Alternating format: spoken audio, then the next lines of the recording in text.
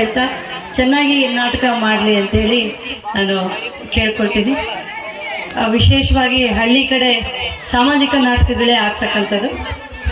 ಇದು ಒಂದು ಪೌರಾಣಿಕ ನಾಟಕವನ್ನು ಆಡ್ತಕ್ಕಂಥ ಇದು ರಕ್ತರಾತ್ರಿ ಅದ್ಭುತವಾಗಿರ್ತಕ್ಕಂಥ ಒಂದು ಕಥೆಯನ್ನು ಹೊಂದಿರ್ತಕ್ಕಂಥದ್ದು. ನಾನು ಯಾವಾಗಲೂ ಕುವೆಂಪು ಅವರ ರಕ್ತರಾತ್ರಿಯನ್ನು ಓದಿರ್ತಕ್ಕಂಥದ್ದು. ಅಶ್ವತ್ಥಾಮ ಏನು 18 ದಿನಗಳ ನಂತರದಲ್ಲಿ ದುರ್ಯೋಧನನನ್ನು ಭೇಟಿಯಾದಾಗ ದುರ್ಯೋಧನ ಇನ್ನೂ ಅವನಿಗೆ ತೊಡೆ ಮುರಿದೋಗಿದೆ, ಇನ್ನು ಸಾವು ಬಂದಿಲ್ಲ, ಆದರೂ ಕೂಡ ದಾಯಾದಿ ಕಲಹದಲ್ಲಿ ಹೇಗಾದರೂ ಮಾಡಿ ಪಾಂಡವರನ್ನು ಸಾಯಿಸಬೇಕು ಅನ್ನುವಂಥ ಒಂದು ಕಥೆಯ ಹಂದರವನ್ನು ಹೊಂದಿರತಕ್ಕಂಥದ್ದು. ಅಶ್ವತ್ಥಾಮ ಬಂದಾಗ ಅಂದರೆ ದ್ರೋಣಾಚಾರ್ಯನ ಮೋಸದಿಂದ ಕೊಲೆ ಮಾಡಿರ್ತಾರೆ ಅನ್ನೋದು ಅಥವಾ ಯುದ್ಧದಲ್ಲಿ ಸಾಯಿಸಿರ್ತಾರೆ ಅನ್ನೋ ಒಂದು ಸಿಟ್ಟು ಕೂಡ ಇರುತ್ತೆ. ತನ್ನ ತಂದೆಯನ್ನು ಆ ರೀತಿಯಲ್ಲಿ ಮೋಸದಿಂದ, ನಿಮಗೆಲ್ಲ ಗೊತ್ತಿರ್ಬೋದು ಅಶ್ವತ್ಥಾಮ ಅಥ ಕುಂಜರಹ ಅಂತೇಳಿ. ಯಾವತ್ತು ಧರ್ಮರಾಯ ಸುಳ್ಳು ಹೇಳದೇ ಇರೋದು, ಸುಳ್ಳು ಹೇಳಕ್ಕೆ ಸಾಧ್ಯ ಇಲ್ಲ ಅಂದಾಗ ದ್ರೋಣಾಚಾರ್ಯರು ತಮ್ಮ ಅಸ್ತ್ರಗಳನ್ನು ಕೆಳಗಿಟ್ಟಾಗ ಅವ್ರ ಮೇಲೆ ಬಾಣವನ್ನು ಹುಡ್ತಕ್ಕಂಥದ್ದು. ಆ ಸಿಟ್ಟನ್ನು ಇಟ್ಕೊಂಡಿರ್ತಕ್ಕಂಥ ಅಶ್ವತ್ಥಾಮ ಕೂಡ ಅಂತಹ ಬ್ರಾಹ್ಮಣ, ಒಳ್ಳೆಯ ವಿದ್ಯೆಯನ್ನು ಕಲ್ತಿರ್ತಕ್ಕಂಥವರಿಗೂ ಕೂಡ ಮದ, ಮತ್ಸರ, ಅಸೂಯೆ ಮತ್ತು ಇವೆಲ್ಲವೂ ಇದ್ದೇ ಇರುತ್ತೆ ಸಹಜವಾಗಿ ಅನ್ನೋದೊಂದು ಹೇಳ್ಬೋದು. ಆ ದಿನ ಭೀಮನಿಂದ ತೊಡೆ ಮುರಿಸ್ಕೊಂಡು ಆ ಕೆರೆಯ ಮೇಲೆ ಕೂತ್ಕೊಂಡಿರ್ತಕ್ಕಂತಹ ದುರ್ಯೋಧನನ ಹತ್ರ ಅಶ್ವತ್ಥಾಮ ಬಂದಾಗ ಅವನು ದುರ್ಯೋಧನ ಒಂದೇ ಮಾತು ಕೇಳ್ತಾನೆ, ಇಡೀ ಪಾಂಡವರೆಲ್ಲ ನೀನು ನಿರ್ವಂಶ ಮಾಡಬೇಕು ಅಂತೇಳಿ.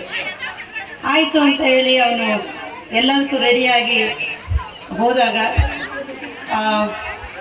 5 ಜನನ ಸಾಯಿಸ್ಬಿಟ್ಟು ಬಂದೆ ಅಂತ ಹೇಳ್ತಾನೆ. ವಾಪಸ್ ಬಂದು ಆ 5 ಜನ ಅವರು ಪಾಂಡವರ ಮಕ್ಕಳನ್ನು ಅವನು ಅಂದ್ಕೊಳ್ತಾನೆ, ನಾನು ಪಾಂಡವರನ್ನ ಸಾಯಿಸ್ಬಿಟ್ಟಿದ್ದೀನಿ, ಉಪ ಪಾಂಡವರನ್ನ ಸಾಯಿಸ್ಬಿಟ್ಟಿರ್ತಾನೆ. ಅವನು ದ್ರೌಪದಿಯ ಇಡೀ ಒಂದು ಕಥೆ ಇದೆ ಅಲ್ಲ, ಹೆಣ್ಮಕ್ಳ ಗೋಳಿನ ಕಥೆ ಅದೆಲ್ಲ. ಆದರೆ ಈ ರಕ್ತರಾತ್ರಿ ಅನ್ನೋದು ಮಾತ್ರ ಅದ್ಭುತವಾಗಿರ್ತಕ್ಕಂಥದ್ದು. ಆದರೂ ಅವನಂತಾನೆ, ನಾನು ಇನ್ನೂ ಪಾಂಡವ್ರನ್ನೆಲ್ಲ ಸಾಯಿಸಬೇಕು ಅಂದರೆ ಲಾಸ್ಟ್ ಉಳಿದಿರ್ತಕ್ಕಂಥದ್ದು ಕೂಡ ಇದು ಮಾಡಬೇಕಂತೇಳಿ ಬ್ರಹ್ಮಾಸ್ತ್ರವನ್ನು ಉಪಯೋಗ ಮಾಡ್ತಾನೆ ಅಶ್ವತ್ಥಕ್ಕಂಥದ್ದು. ಅವನು ಇಡೀ ತನ್ನ ಏನು ಅಂದರೆ ನಾವೆಲ್ಲ ಸಮಾಜದಲ್ಲಿರೋರು ಈ ಮದ, ಮತ್ಸರ, ದಾಯಾದಿ ಕಲಹದಿಂದ ದೂರ ಇರಬೇಕು ಅನ್ನೋದು. ಹಾಗೆಯೇ ಧರ್ಮರಾಯ ಇದೆಲ್ಲ ಮುಗಿದ ಮೇಲೆ 18 ದಿನದ ಇದು ಮುಗಿದ ಮೇಲೆ ಉತ್ತರಾಯಣದ ನಂತರ ಭೀಷ್ಮ ಸತ್ತೋದ್ಮೇಲೆ ಪಟ್ಟಾಭಿಷೇಕಕ್ಕೆ ಬಂದಾಗ ಕೃಷ್ಣನಿಗೆ ಹೇಳ್ತಾನೆ ಅವನು ಧರ್ಮರಾಯ, ಏನಂದರೆ ಈಗೆಲ್ಲ ಸಿಂಹಾಸನ ಇದೆ, ಇಷ್ಟೆಲ್ಲ ನನಗೆ ಆಸ್ತಿ ಅಧಿಕಾರ ಎಲ್ಲ ಸಿಕ್ಕಿದೆ, ನಾನೀಗ ಕುತ್ಕೊಂಡಿದ್ದೀನಿ, ನನ್ನ ಅಧಿಕಾರವನ್ನು ನೋಡುವಂತಹ ಬಂಧುಗಳೇ ಯಾರೂ ಇಲ್ಲ, ಎಲ್ಲ ಹೆಣ್ಮಕ್ಳು ವಿಧವೆಯರಾಗಿದ್ದಾರೆ, ಎಲ್ಲ ನನ್ನ ಅಣ್ಣ ತಮ್ಮಗಳು ಸತ್ತೋಗಿದ್ದಾರೆ, ನನ್ನ ತಾಯಿ ಕೂಡ ಇವ್ರ ಜೊತೆಗೆ ಧೃತರಾಷ್ಟ್ರನ ಜೊತೆಗೆ ಮತ್ತು ಗಾಂಧಾರಿ ಜೊತೆಗೆ ವನವಾಸಕ್ಕೆ ಹೋಗ್ಬಿಟ್ಟಿದ್ದಾರೆ, ಇವ್ರು ಯಾರು ಇಲ್ದಾಗ ನಾನೊಬ್ಬನೇ ಈ ಸಿಂಹಾಸನದಲ್ಲಿ ಕೂತ್ಕೊಂಡು ಏನು ಮಾಡೋದಿದೆ ನಾನು ಅಂತ ಕೇಳ್ತಾನೆ. ಈ ರೀತಿಯ ಕಥೆಗಳು ನಮಗೆ ನಾವು ಹೇಗೆ ಸಮಾಜದಲ್ಲಿ ನಡ್ಕೋಬೇಕು ಅನ್ನೋದನ್ನು ಹೇಳ್ಕೊಡ್ತಾ ಹೋಗ್ತವೆ. ಇವು ಬರೀ ಕಥೆಗಳು ಅಲ್ಲ, ಬರೀ ಪುರಾಣ ಅಲ್ಲ, ಬರೀ ಚರಿತ್ರೆ ಅಲ್ಲ. ನಾವು ನಮ್ಮನ್ನು ನಮ್ಮ ಸಮಾಜದಲ್ಲಿ ನಾವು ಹೇಗೆ ನಡ್ಕೋಬೇಕು, ಹೇಗೆ ನಾವು ನಮ್ಮ ರೀತಿ ನೀತಿಗಳು ಹೇಗಿರಬೇಕು, ಇವನ್ನೆಲ್ಲ ಹೇಳ್ಕೊಡ್ತಕ್ಕಂಥದ್ದು. ಇಂಥ ನಾಟಕಗಳು ನಮ್ಮ ಹಳ್ಳಿಗಳಲ್ಲಿ ಕೂಡ ನಡಿಬೇಕಾಗಿರ್ತಕ್ಕಂಥದ್ದು. ಅದರಲ್ಲೂ ಕೂಡ ಸಣ್ಣ ಮಕ್ಕಳು ತುಂಬ ಜನ, ನಾವು ಕೂಡ ನಮ್ಮ ತಂದೆ ನಾಟಕ ಮಾಡಿಸ್ಬೇಕಾದ್ರೆ ನಾವು ಹಿಂಗೆ ಸಣ್ಣ ಮಕ್ಕಳು ಅಲ್ಲಿ ಮಣ್ಣಲ್ಲಿ ಕೂತ್ಕೊಂಡು ಆಟ ಆಡ್ಕೊತಾನೆ ನಾಟಕ ನೋಡ್ತಾ ಇದ್ವಿ. ಆ ನಾಟಕಗಳ ಪ್ರಭಾವದಿಂದ ಚಂದಮಾಮದಲ್ಲಿ ಬರ್ತಕ್ಕಂತಹ ಕಥೆಗಳಿಂದ ನಾವು ಪ್ರೇರಿತರಾಗಿ ಇವತ್ತಿಗೆ ನಾವು ಏನಾದರೂ ಕಲ್ತಿದ್ದೀವಿ ಅಂದರೆ ಇವೆಲ್ಲ ಕಾರಣ ಅಂತ ಹೇಳ್ಬೋದು.